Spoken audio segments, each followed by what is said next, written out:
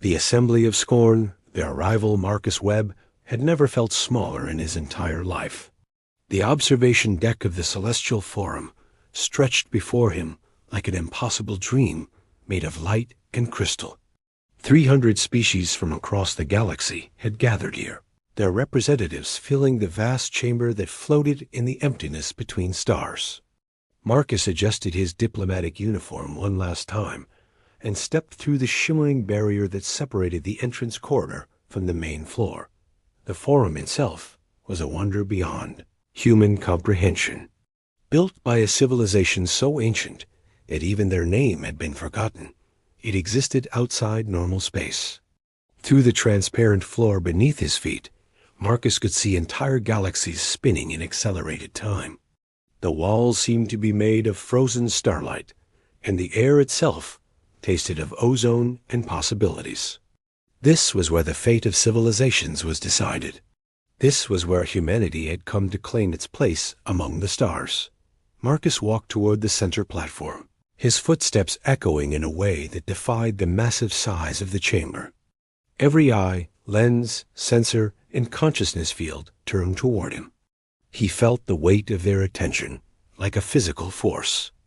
300 species, some older than Earth itself, all watching the representative of humanity, with expressions ranging from curiosity to barely concealed contempt. The Council of Ancients. The far end of the forum sat the Council of Ancients, the 7 eldest species who had achieved starflight when humans were still learning to make fire. They occupied thrones that seemed to grow from the forum's crystalline floor, each one designed for their unique biology. First among them was High Curator Veth of the Meridian Collective. His species had evolved in the crushing gravity of a super-Earth, and his body was broad and powerful, covered in metallic scales that reflected the forum's light like mirrors. Veth had witnessed the birth and death of 1,000 civilizations. His eyes, dark and ancient, regarded Marcus with the patience of stone. Beside him floated Mistress Solara, a being of pure energy contained within a lattice of force fields. Her species, the Luminated, had transcended physical form 18,000 years ago. She communicated through patterns of light and sound that translators struggled to interpret. When she spoke, it was like listening to music made from mathematical equations. The third counselor was Architect Prime Fesh, whose crystalline body stood 4 meters tall. The architects had built megastructures around entire star clusters, rings that harvested the energy of suns and housed trillions of beings. To Fesh, humanity's scattered settlements across a single solar system were like sandcastles built by children at low tide. Lord Captain Zaris represented the Void Striders, a species that had evolved in the darkness between galaxies. His form was difficult to look at directly, seeming to absorb light rather than reflect it. The Void Striders had mapped every dark corner of the observable universe. They knew secrets that would drive lesser species mad. The remaining 3 counselors were equally impressive. Senator Qualix of the Harmonic Assembly, whose crystalline song body could process information faster than any computer. Matriarch Sovereign of the Deep Dwellers, whose aquatic form existed in a sphere of pressurized water. And finally, the Observer, a machine intelligence so old that it had watched stars form and die. Its true name lost to time. The proposal Marcus reached the center platform and activated the holographic display. Earth appeared above him, spinning slowly, its blue oceans and green continents clearly visible. Around it orbited the moon, Mars with its newly terraformed regions, and the scattered stations throughout the solar system. Honored Ancients, Marcus began, his voice steady despite the fear churning in his stomach. I stand before you as ambassador of the United Earth Coalition. Humanity requests full membership in the Celestial Forum and recognition as an equal partner in galactic affairs. The silence that followed was deafening. Then, slowly, it was broken by a sound that Marcus had dreaded: laughter. High Curator Veth was the first to speak, his voice like grinding continental plates. Equal partners? Young human, your species achieved faster than light travel 43 years ago. Some species here were building stellar engines when your world was still cooling from its formation. Mistress Celera's light form pulsed with colors that the translator interpreted as amusement. You control one star system. 1. The Luminated alone maintains 17,000 inhabited systems. What could you possibly offer this assembly? Architect Prime Fesh leaned forward, and the movement sent ripples of refracted light across the forum floor. We have reviewed your achievements, Ambassador Webb. Your Mars colony houses 3 million individuals. Impressive for a species your age. My people built cities housing 3 billion before your species learned to make tools from stone. The evidence Marcus had prepared for this. He expanded the holographic display, showing humanity's accomplishments. The fusion reactors powering Earth's cities. The quantum computers that had solved problems thought impossible. The medical advances that had extended human lifespans to 150 years. The art, the music, the literature that spanned 10,000 years of civilization that Lord Captain Xeris watched with eyes like black holes.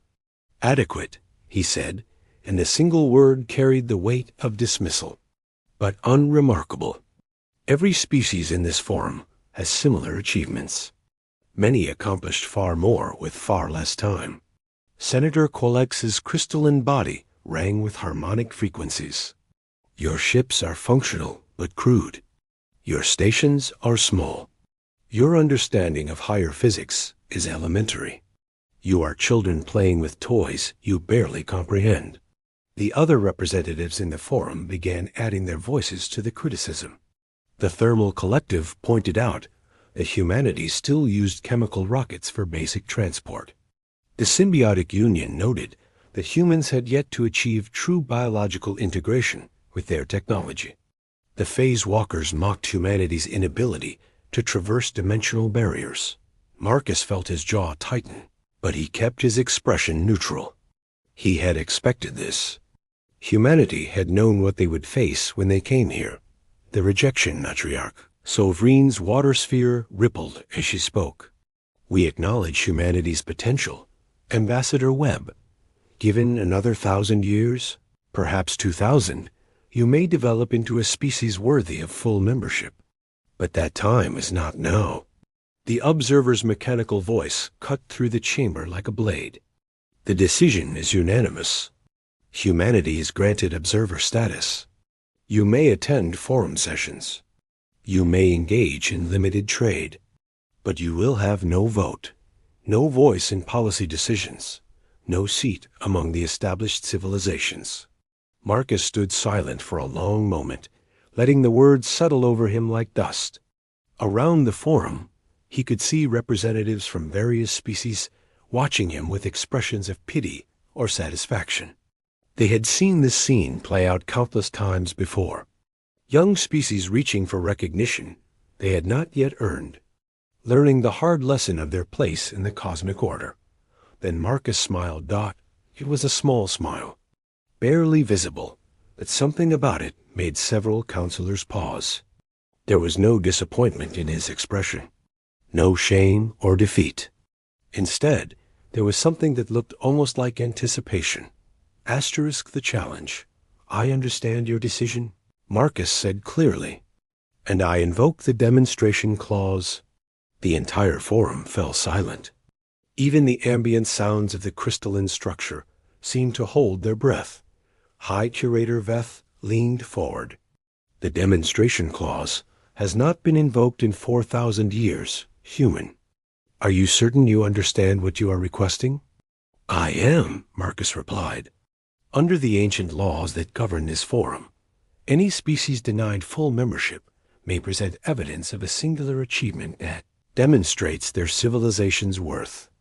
I formally request a demonstration period of 5 standard days. Architect Prime Thesia's crystalline body flashed with what might have been surprise. And what will you demonstrate, Ambassador? A slightly larger space station? A marginally improved propulsion system? Marcus's smile widened slightly. I will demonstrate humanity's greatest achievement, something we have built in secret over the past 30 years, something that will prove we deserve to stand among you as equals. He transmitted a set of coordinates to the forum's central system. In 5 days, I invite the Council and any interested parties to visit these coordinates in the Kuiper Belt region of our solar system. Come witness what humanity has truly accomplished. Lord Captain Zeris examined the coordinates with his sensor arrays. This region shows nothing on our scans. Empty space, scattered ice, debris. There is no structure there. That's what your scans tell you, Marcus agreed. But in 5 days, you will see the truth. Mistress Solara's light form pulsed with curiosity now rather than amusement. You speak with confidence, human. Either you are extremely brave or extremely foolish. Come to the coordinates, Marcus said. Judge for yourselves. The acceptance, the observer's mechanical voice, carried a note of interest for the first time. Very well, Ambassador Webb. We accept your demonstration. In 5 days, the Council will travel to these coordinates. We will witness what you claim to have built. High Curator Veth's expression remained skeptical. But understand this, human. If you waste our time with mediocrity, if you present us with anything less than truly exceptional, humanity will be banned from applying for full membership for the next 500 years. These are the terms of the demonstration clause. I understand and accept, Marcus said without hesitation. As he turned to leave the forum, Marcus could feel the weight of hundreds of gazes following him. Some species looked amused, expecting to witness humanity's humiliation. Others looked curious, wondering what the confident human might have hidden in the outer reaches of his system. A few looked worried, as if they sensed that something significant was about to change. Marcus walked back through the shimmering barrier, his stride confident and measured. Behind him, the forum erupted in conversation. Representatives from across the galaxy began making plans to attend the demonstration. Everyone wanted to see what humanity would show them. Everyone expected to see nothing of significance. But as Marcus entered his shuttle and set course for the nearest quantum gate back to human space, he allowed himself a genuine smile. He touched the secure communication device at his wrist and sent a single encrypted message to Earth. Protocol Aurora is authorized. 5 days. In the Kuiper Belt, 3 billion kilometers from Earth, automated systems received the signal. Ancient ice and rock that had drifted in darkness for 30 years began to stir. And in the depths of that frozen frontier, something vast and impossible began to wake up. The countdown had begun. Asterisk. The revelation, the journey. 5 days passed like a held breath. News of humanity's challenge spread across the galaxy faster than light itself. The quantum communication networks buzzed with speculation and debate. Betting pools formed on dozens of worlds, with odds heavily favoring humanity's failure. Historical scholars dug up records of the last time the demonstration clause had been invoked, 4,000 years ago, when a species called the prismatics had revealed their ability to manipulate gravity on a planetary scale. Marcus Webb, those 5 days in meditation and preparation. He reviewed every detail of Protocol Aurora, checked and rechecked the activation sequences, and communicated with Earth's leadership. The weight of his entire species' future rested on what would happen at those coordinates. But Marcus felt no fear. He had seen the truth with his own eyes 3 months ago. He knew what was waiting in the darkness. On the 5th day, the gathered fleets began arriving at the coordinates. It was an armada unlike anything humanity had ever witnessed. The Council of Ancients came in their flagship vessels, each one a masterpiece of engineering that defied conventional physics. High Curator Veth's ship was a mobile fortress the size of a small moon, its hull composed of living metal that could repair itself and adapt to any threat. Mistress Solara traveled in a vessel of pure energy, a star captured and shaped into a ship. Architect Prime Thesia's craft was a geometric impossibility, existing in multiple dimensions simultaneously. But they were not alone. Over 200 species had sent representatives to witness humanity's demonstration. The void filled with vessels of every conceivable design. Ships that looked like coral gardens growing in space. Vessels that phased in and out of reality. Craft that seemed to be grown rather than built, their organic hulls pulsing with bioluminescent patterns. Marcus stood on the bridge of humanity's diplomatic vessel, the Aurora's Promise. Compared to the alien armada surrounding them, his ship looked like a rowboat in an ocean of leviathans. But Marcus stood straight and proud, his hands clasped behind his back as he watched the gathered fleets on his view screen. The empty, void-high curator Veth's voice crackled across the communication channels, translated into human speech. "We have arrived at your coordinates, Ambassador Webb. Our scans detect nothing. The region is empty save for ice, rock, and radiation. Have your people made an error?" Marcus activated his own communication array, broadcasting to all vessels present. "No error, High Curator. Everything is exactly where it should be. Your sensors detect nothing because they are searching for active power signatures, heat emissions, and standard construction materials. Humanity learned to build differently." Architect Prime Thesia's crystalline voice cut in, sharp with impatience. "Enough games, human. If you have something to show us, show it. We have indulged this demonstration long enough." "As you wish," Marcus said calmly. He turned to his communications officer. "Send the activation code. Protocol Aurora. Full reveal." The young officer's hands trembled slightly as she entered the command sequence. The encrypted signal flashed out into the void, reaching into the darkness where conventional sensors found nothing. For 3 heartbeats, nothing happened. The gathered alien fleets waited, their sensors sweeping the empty space around them. Marcus could imagine the smug expressions on many of their faces, the satisfaction of watching humanity fail as they had predicted. Then the ice began to move. The awakening, it started small. A chunk of ice the size of a house rotated slightly, revealing a surface that was too smooth, too perfect to be natural. Then another piece moved, and another. What had appeared to be random debris scattered across. Millions of cubic kilometers began shifting with purpose and precision. Lord Captain Zaris was the first to understand. His sensors, designed to detect the faintest anomalies in space-time, suddenly registered something impossible. "The mass distribution," he said, his voice carrying shock for the first time in recorded memory. "It's not random. It never was random.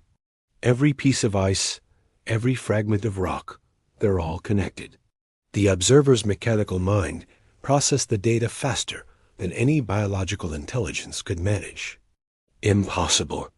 The computational power required to coordinate this many individual elements while maintaining the appearance of natural distribution would require processing capabilities beyond anything in our databases. But the ice kept moving. Fragments that had seemed to drift aimlessly for decades now rotated and aligned with mathematical precision. Surfaces that had appeared rough and irregular transformed as outer layers of ice sublimated away in controlled bursts, revealing the truth beneath dot metal, not crude steel or simple alloys, but metamaterials that could change their properties on command. Surfaces covered with quantum processors, each one capable of independent thought and action. Energy conduits that had been frozen dormant for 30 years now began to glow with power. Senator Qualix's harmonic body resonated with frequencies of disbelief. This is not possible. The energy requirements alone to maintain such a structure in stealth mode would exceed the output of a small star. Where is the power coming from? Marcus allowed himself a small smile. From the same place it's been coming from for 30 years. The sun. Every fragment you see is covered with quantum solar collectors. each one operating at 97% efficiency. They've been gathering energy in absolute silence, storing it in quantum batteries distributed throughout the structure. No heat signature because the excess is vented through micro wormholes. No electromagnetic emissions because everything is shielded and channeled internally. Asterisk, the structure revealed, the transformation accelerated. What had been millions of separate pieces now began connecting, segments sliding together with precision measured in micrometers. Docking clamps engaged. Power conduits merged. Data streams synchronized. And as the alien fleets watched in growing astonishment, the true scale of humanity's achievement became visible. It was a city. No, it was more than a city. It was a civilization in itself, a megastructure that dwarfed anything humanity had built before. The central hub alone was larger than Earth's moon, a sphere of gleaming metal and crystal that pulsed with internal light. From this hub extended 12 massive arms, each one stretching hundreds of kilometers into space. And from these arms branched smaller structures in fractal patterns that seemed to go on forever. Habitat rings rotated around the arms, generating artificial gravity through centrifugal force. Agricultural domes glittered like emeralds set in silver. Manufacturing complexes stood ready to produce anything the city might need. Power stations tapped into exotic energy sources that most species considered theoretical. And at the heart of it all, quantum computers processed information at speeds that approached the theoretical limits of causality. Asterisk. Matriarch Sovereign's water sphere rippled with shock. The population capacity. Our scans indicate this structure could house, could sustain, over 1 billion individuals. How? How did you build this without anyone detecting it? Marcus gestured to his tactical display, which now showed the structure in full detail. We built it piece by piece over 30 years.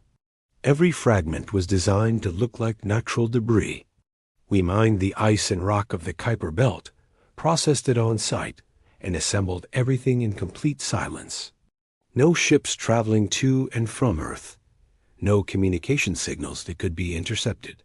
Every worker, every engineer, every builder lived on the structure itself. Born here or committed to staying for decades. But the technology, architect Prime Fesh said, and for the first time, his voice carried something other than condescension. It carried respect. This is not 30 years beyond your demonstrated capabilities. This is centuries beyond. How did you achieve such advances in secret? The truth revealed. Marcus took a deep breath. This was the moment that would either secure humanity's place among the stars or mark them as dangerous isolationists. Because we didn't do it alone, he said quietly. 60 years ago, before we achieved faster-than-light travel, we encountered something in the outer solar system. A derelict ship from a civilization that died out 50,000 years ago. We don't know who they were or what happened to them, but we found their databanks intact. The observer's sensors focused intently on Marcus. You discovered a technological inheritance and chose not to report it to the Forum. We chose to learn from it first, Marcus corrected. We spent decades deciphering their technology, understanding their methods, and adapting their knowledge to our own needs. We didn't copy blindly. We understood, innovated, and improved. This structure represents a fusion of ancient knowledge and human ingenuity. Mistress Celera's light form pulsed with rapid patterns. This changes everything. The implications for our understanding of the ancient civilizations, the technological pathways, the very nature of what we thought we knew about the galaxy's history. High Curator Veth's voice cut through the chatter. Why reveal this now, Ambassador Webb? You could have kept this secret for centuries more. Why risk exposure? Marcus met the High Curator's gaze through the view screen. Because hiding breeds suspicion and fear. Because we want to be part of the galactic community, not isolated from it. And because this structure, impressive as it is, represents just the beginning of what humanity can achieve when we work together with others. He paused, letting his words sink in. We call it the Terran Citadel. It's designed to be a meeting place, a center of learning and trade, a hub where species from across the galaxy can gather in neutral territory. We offer it to the Forum as proof of our capabilities and as a gift to the galactic community.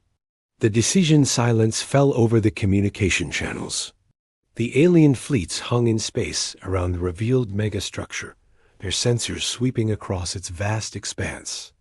Marcus could see lights beginning to appear in the habitat rings as automated systems brought the Citadel to full operational status.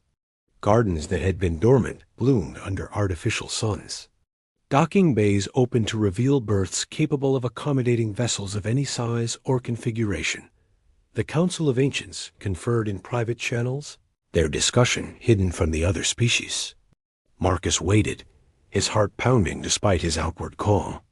Everything humanity had worked for came down to this moment. Finally, High Curator Veth's voice returned to the open channel. The Council has reached a decision. He paused, and Marcus could have sworn he heard amusement in the ancient being's voice. Ambassador Marcus Webb, the Council acknowledges that humanity has demonstrated capabilities far beyond what we believed possible. The construction of the Terran Citadel represents not just technical achievement, but strategic thinking, long-term planning, and an understanding of both engineering and diplomacy that many species twice your age have failed to master. Architect Prime Fesh spoke next. The fact that you achieved this level of construction in secret while maintaining a completely benign public presence shows remarkable discipline. The fact that you now offer it openly shows wisdom. Lord Captain Xeris added his own assessment. Your ability to adapt ancient technology, rather than simply copy, it demonstrates genuine innovation. Your decision to reveal it, rather than weaponize, it demonstrates character. The observer's mechanical voice carried what might have been satisfaction. The demonstration requirement has been exceeded. The Council votes unanimously to grant humanity full membership in the Celestial Forum, with all rights, responsibilities, and privileges therein.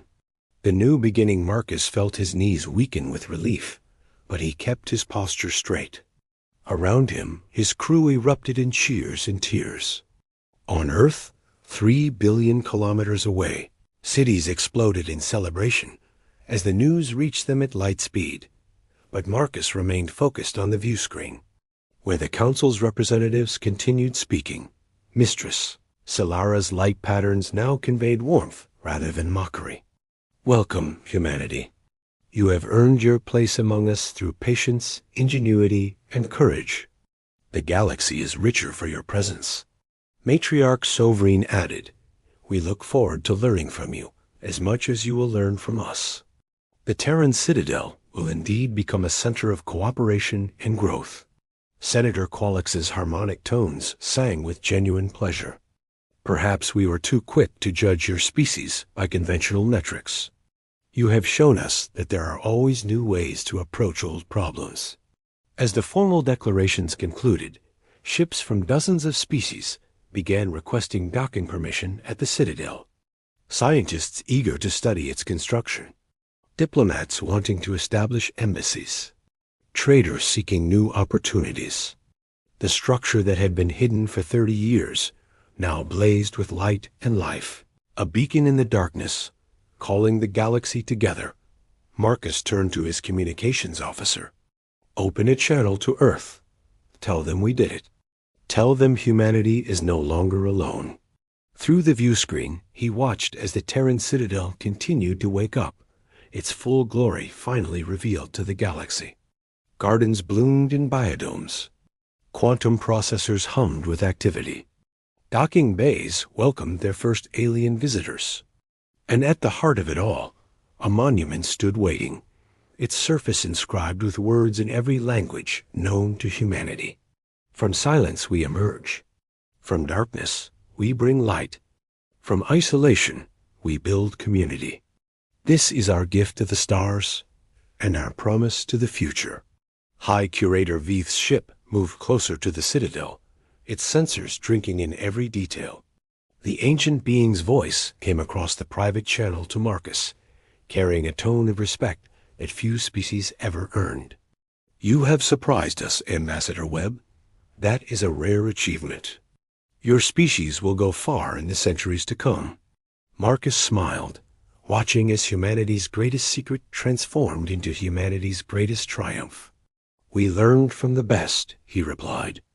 "We studied the ancient races, understood their mistakes, and built something that honors their memory while forging our own path. And what will you do now?" Veth asked. Marcus looked out at the stars, at the gathered fleets, at the megastructure that had once been hidden and now stood proud. Now we fulfill our promise. We make the Terran Citadel a place where all species can meet as equals, where knowledge is shared freely, and where the future is built together. We have proven we can stand among you. Now we will prove we can grow with you." The observer's voice joined the conversation. "Your species has shown us that age and experience are not the only measures of worth. Innovation, determination, and vision matter just as much. We welcome you not just as members of the Forum, but as partners in shaping what comes next." As the first alien ships docked with the Citadel, as the first delegations stepped through airlocks into human-built corridors, as species that had existed for millennia met humanity as equals for the first time, Marcus felt a weight lift from his shoulders. The burden of secrecy was gone. The fear of rejection was past. Humanity had arrived among the stars not through conquest or aggression, but through patience, intelligence, and the audacity to dream of building something impossible. They had been mocked, dismissed, and underestimated, but they had endured, worked in silence, and emerged with proof that they belonged. The Terran Citadel hung in space like a jewel, its lights reflecting off the ice and rock that had once hidden it. And in the depths of that structure, in laboratories and workshops, in living quarters and command centers, humans and aliens began working together for the first time, building friendships and partnerships that would last for generations. Marcus Webb, the ambassador who had walked into the Celestial Forum 5 days ago, bearing only hope and determination, now stood as a representative of a species that had earned its place through merit. As he prepared to greet the first official delegation of alien visitors to the Citadel, he thought about all the people who had made this moment possible. The engineers who had spent 30 years building in secret, the miners who had processed asteroids into metamaterials, the scientists who had deciphered ancient technology, the leaders who had maintained the secret across generations. Asterisk.